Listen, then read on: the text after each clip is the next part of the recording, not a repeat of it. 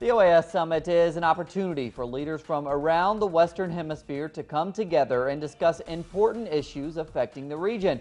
Correspondent Alexandra Hall is in Washington. She has the details on the U.S. government's expectations ahead of the meetings in Panama.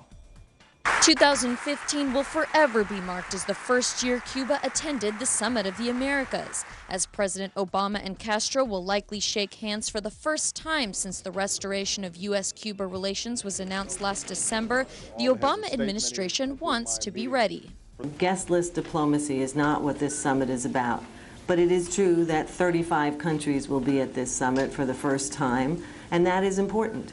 The plan was to have a U.S. embassy open in Havana in time for the summit, and it would have symbolized a brand new phase in U.S.-Latin America relations, but Washington's sanctions against Venezuela put a damper on the situation.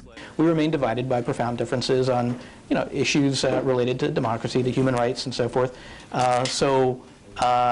While we expect to see some progress, naturally there's going to be some challenges in getting to the point that we want to get. The question on everyone's mind is, will tension with Venezuela get in the way of progress between the United States and Cuba? Venezuela shows that there are still very strong differences between the United States and many Latin American governments on an approach to situations.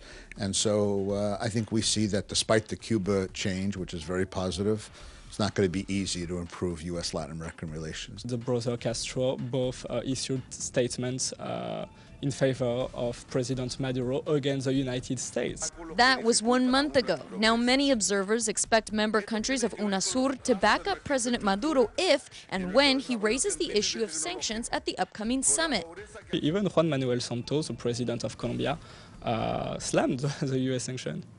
And that's the most important ally of the United States in the region. So I think they're going to be very alone during the Summit of the Americas. Meanwhile, U.S. national security officials say the State Department is nearly finished with its review of Cuba's designation as a state sponsor of terrorism.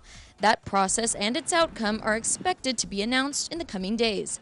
Alexandra Hall, Washington, Telesur.